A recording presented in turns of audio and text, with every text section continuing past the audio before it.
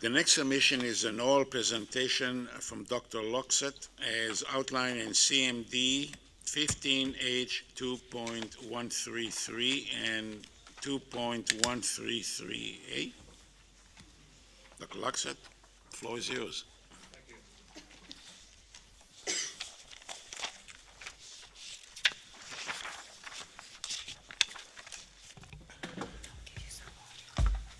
It is now afternoon, so good afternoon, Mr. President and members of the Commission. It's my pleasure to be here and discuss some issues around nuclear safety. I should, for the record, say that my name is John Luxat. I am a professor of nuclear engineering at Macmaster University, and in addition, I hold the research chair in nuclear safety analysis. And most of my work throughout my career has been in the area of nuclear safety.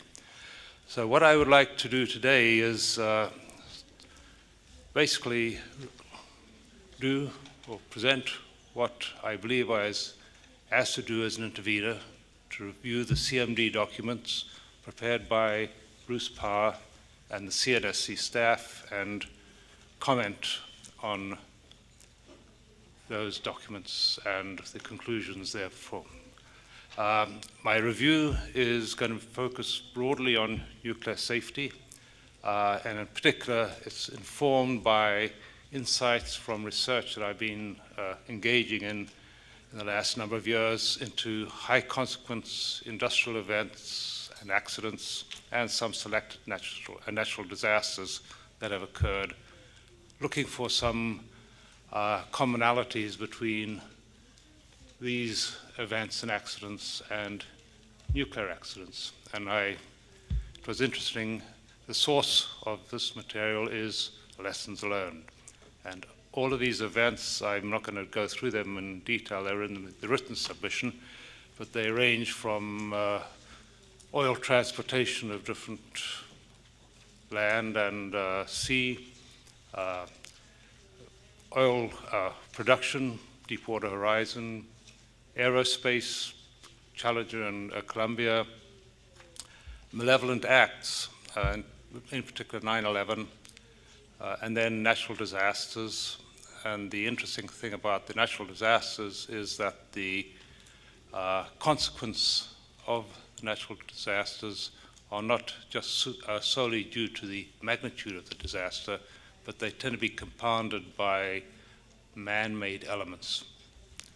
And if we look at in the nuclear accidents, the 3 Mile Island, Chernobyl, and Fukushima, and there are many lessons learned reports on those.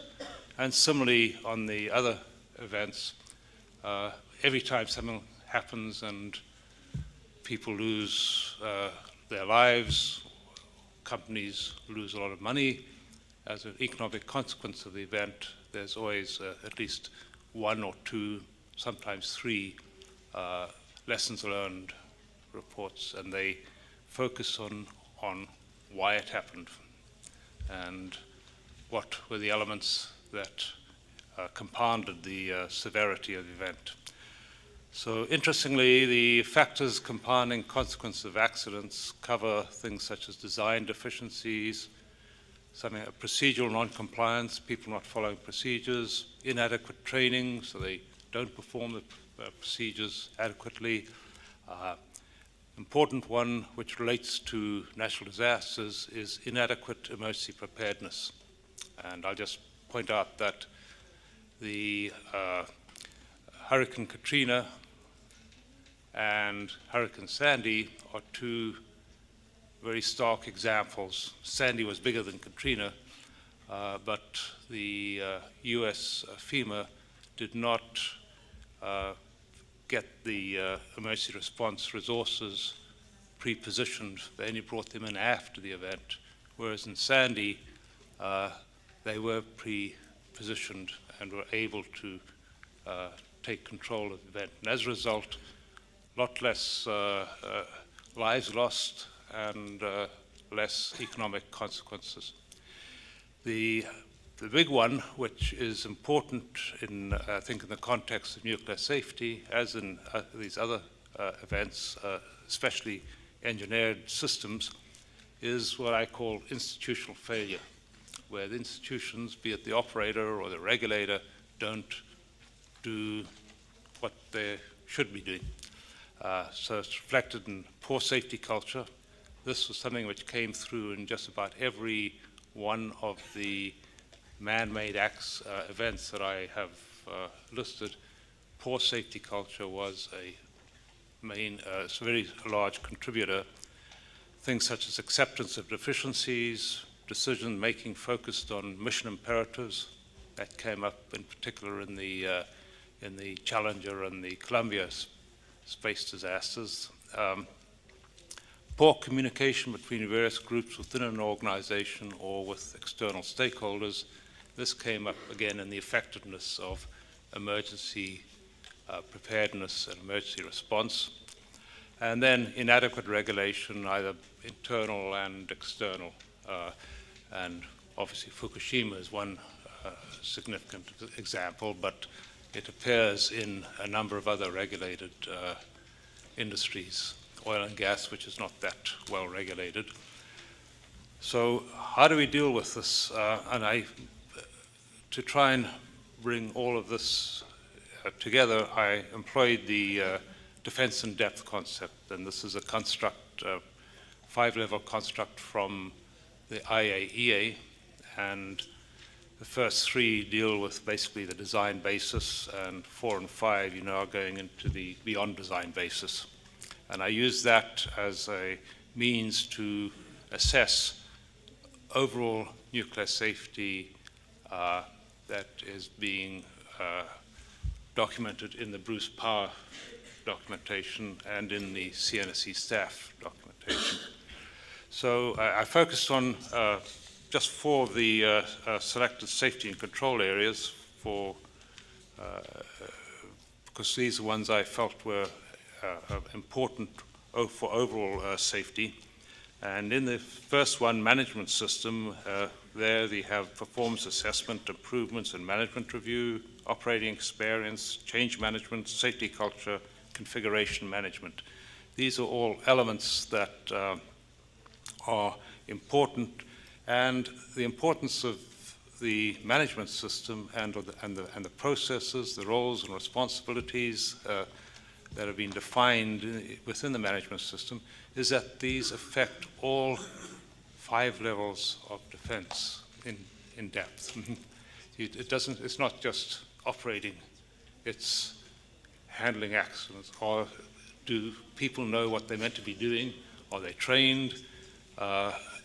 Without an overall management system to guide the organization, you will end up with having deficiencies which could have direct impact on the consequences. Safety culture is an important one too, because sometimes safety culture is considered to be an exhortation, where you put up a nice chart on the wall and say, here's your 10 elements of safety culture, and then you say, okay, well, you expect people to read it as they come in and out from work, and it becomes part of the wallpaper. But to have good safety culture, it has to be built in to the organization on a day-to-day basis. So safety has to come first in the overall decision making. Also, in terms of things such as use of OPEX, and this is where Bruce Power has, I think, been innovative in terms of the nuclear safety culture monitoring panels that they've established, which are part of taking a pulse of the organization in terms of safety culture, and use of external best practices such as the INPO and WANO material and the NEI document, NEI 0907, which is mentioned in the submission. So the next one is human performance management, and this obviously is, again, covers all levels of 5 levels. And the big thing that comes out here, and this, in these tables, when I say implemented, means these are things that I have taken from the material that's in the Bruce Power submission. And staff training and certification is clearly a high priority, which one would expect it to be. But the other smaller items which indicate that it's not a static process is that Bruce Power does have its staff involved in CSA standards development activities, in international meetings at the IAEA, taking part in technical committee activities, which opens up the view to other, in particular the IAEA, a lot of international participants there.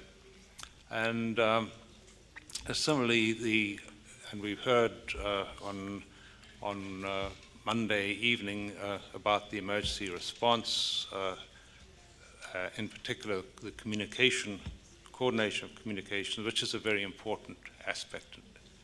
It's one that if it breaks down, it's hard to recover it on the fly. So you have to have it available, you have to exercise it, exercise it, and I believe Bruce Power has done and is continuing to do a very good job there, as have they done on the initial emergency response training exercises post-Fukushima, the Huron challenge, we heard about that. Operating performance, this is where I would just point out that safety is not just in doing a calculation or safety analysis, and we'll get into that shortly, but it's in order to actually achieve safety, safe operation, you have to operate safely. No matter how many 10 to the minus X you come up with in terms of numbers, if the organization doesn't operate safely, it's not going to, having a good risk assessment isn't going to save the day. And that was, just as a matter of interest, was what happened to BP. BP was known in the oil and gas industry as having the best risk assessment in the oil and gas industry, but they had a lousy safety culture. So you got the Texas City oil refinery disaster, you got the Deepwater Horizon, and all of these basically, they never learned the lessons from the Texas oil refinery, seems to have ignored it, and they had accidents. They haven't had a very good record in terms of accidents. So safe operation and safety culture is very important. I'm not going to read through all of the line by line. I'm sure I've just summarized some of the means, but one thing I would point out, because it has come up, is the transportable emergency measures equipment with dedicated fast cooling and water and electrical power connection capability. I don't believe that that is something that should be dismissed. That is a physical change which is followed up from the Fukushima action items, and is one, if they'd had that capability in Fukushima Daiichi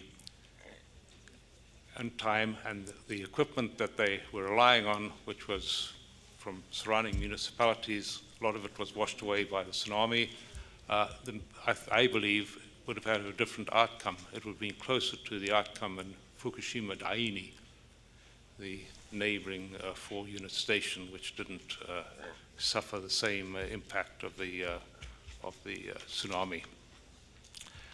Emergency Management Center is a very important upgrade, and the use of incident management system is also very important, because that is what the security and military forces use as a structure around managing an incident.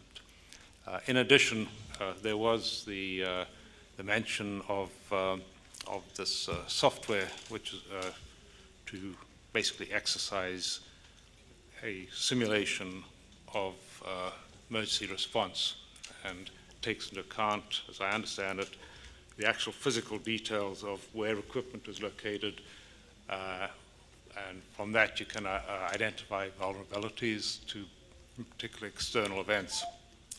So I see I have 1 minute left, so I'll try and wrap up. The last one is the safety control area safety analysis, which we've heard quite a bit of discussion. And Bruce Power, have been constantly updating safety analysis, deterministic as well as probabilistic, and that applies to certainly the first 3 levels of defense, but in addition at the levels 4, where they're going to be on design basis, there is, through the analysis, they have done initial quantification of risk reduction from the EME features, and there is severe accident analysis and severe accident analysis management guidelines. So overall, the role of risk, in my view, is risk, and risk is actually consequence times frequency, by the way, not just frequency, and that's important in terms of the previous discussion around that. The key thing, you don't use the PSA as an absolute measure of nuclear safety. Nuclear safety is a much more complex thing, involves people, processes, and culture, as well as the analysis. So it's part of it. It's important to use it for risk-informed decision-making, identify where you can improve things, add features, and some of the features have been added by Bruce Power, not just to reduce risk, but just because they make common sense. And I think that's a sign of a good operating organization. So overall, I don't want to belabor and use up more time than I have. I'll just state my conclusions. I believe that Bruce Power have demonstrated they have a comprehensive and sound management system. They have excellent human performance management at all levels in the organization. The operating performance supports a dominant nuclear safety focus. The safety analysis program is focused on supporting and improving nuclear safety. A commitment to supporting a staff professional development through involvement with, as I mentioned, with CSA standards development and international nuclear safety organizations. So it's not just going there for the sake of meeting people, but it's also part of staff development and capability development. They have enhanced, as I listed, a number, just about every level of defense in depth has been enhanced through actions that they have taken to address both organizational related issues. Important one was one which I learned when I was in Ontario Hydro. Clear definition of roles and responsibilities is an important component for a good, safe operating organization. And there are people and processes and procedures to support continuous safe operation of Bruce A and B nuclear generating stations. And I believe my conclusions are consistent with the independent oversight review by CNSC staff.